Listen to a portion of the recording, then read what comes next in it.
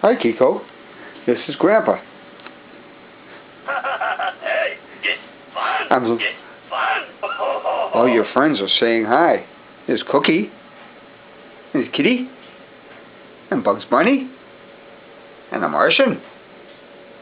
And there's Daffy. And there's Tweety. And Garfield. That's Grandpa's favorite. Now, before I give you a headache by moving the camera around, I'd like to read you the story of Bambi, one of my favorites. Once upon a time, one spring morning, in a little hidden forest glade, a fawn was born. That's a baby deer. All the birds and animals came to see him, for he was a very special fawn.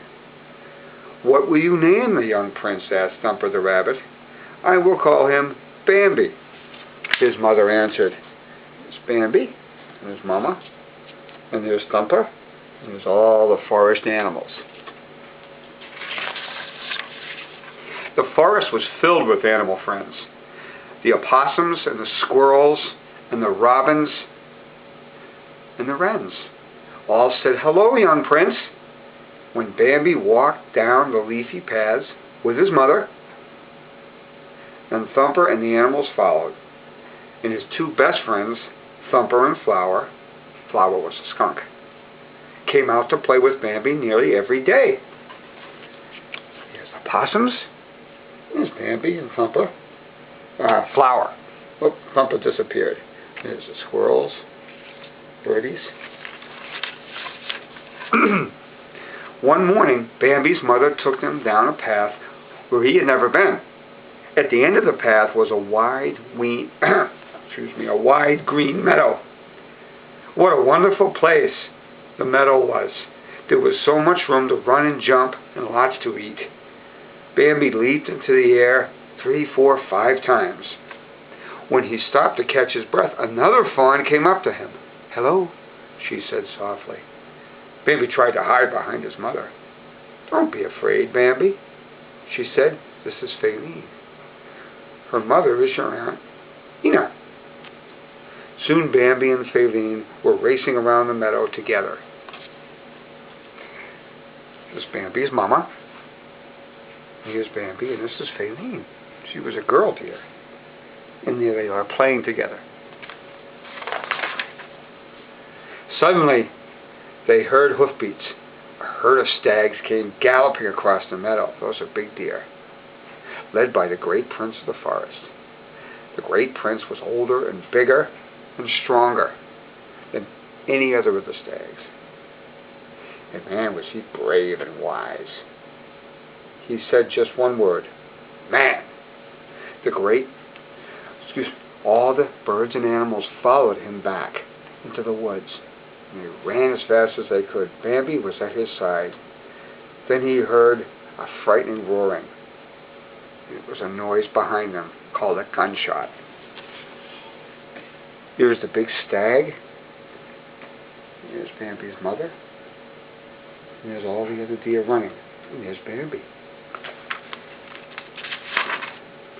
Later, when Bambi and his mother were safely back in their thicket, his mother explained, "That was man in the meadow, Bambi. He brings danger sometimes and death to the forest with the long stick that roars, called a gun.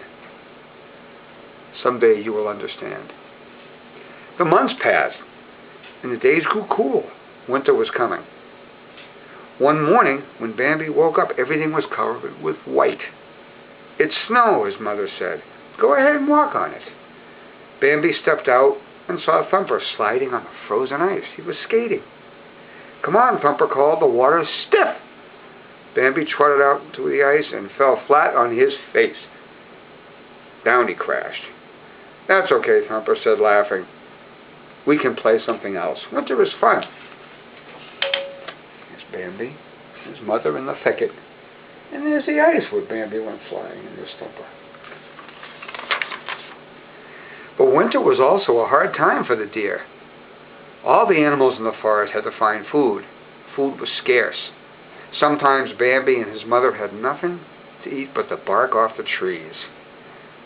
One day it seemed there was no food left anymore. And then Bambi's mother found a new few bits of grass growing under the snow. As they were nibbling on the grass, they suddenly heard something.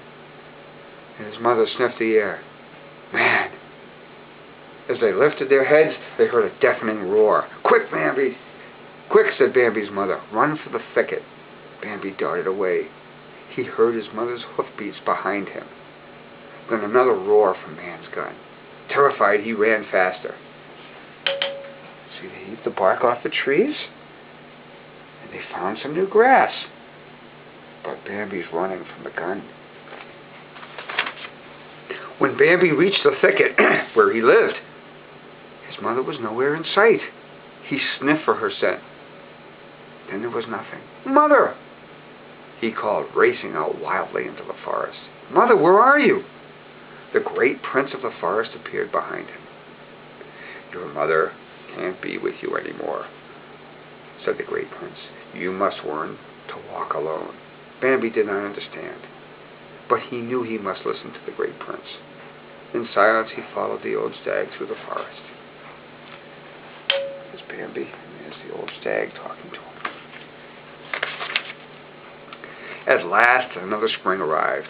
The forest was green again, and the snow had melted. And Bambi was growing into a handsome buck. One day Bambi met a beautiful, graceful doe in the woods. Hello, he said. Don't you remember me? Asked the doe. I'm Feline. Gently she licked his face. But suddenly, another buck with big antlers pushed between them. He began to push Feline down the path. Feline is coming with me, he said. This is what happened. They met,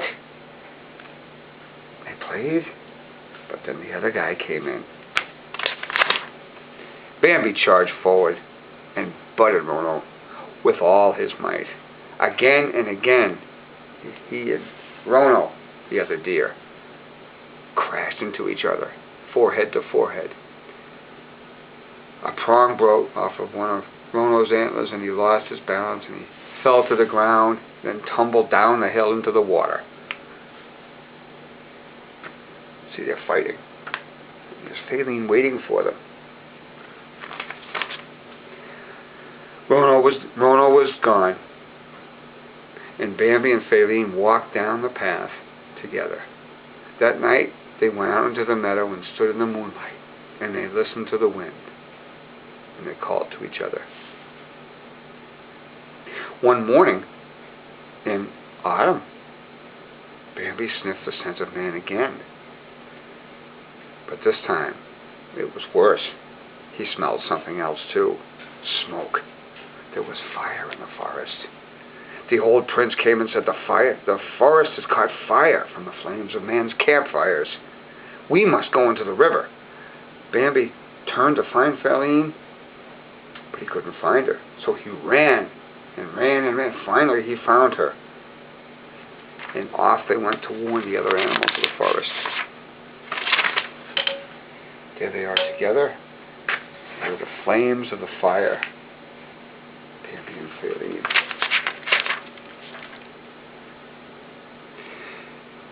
The great prince said, when the forest is green again, I will be very old, said the prince, and you must take my place.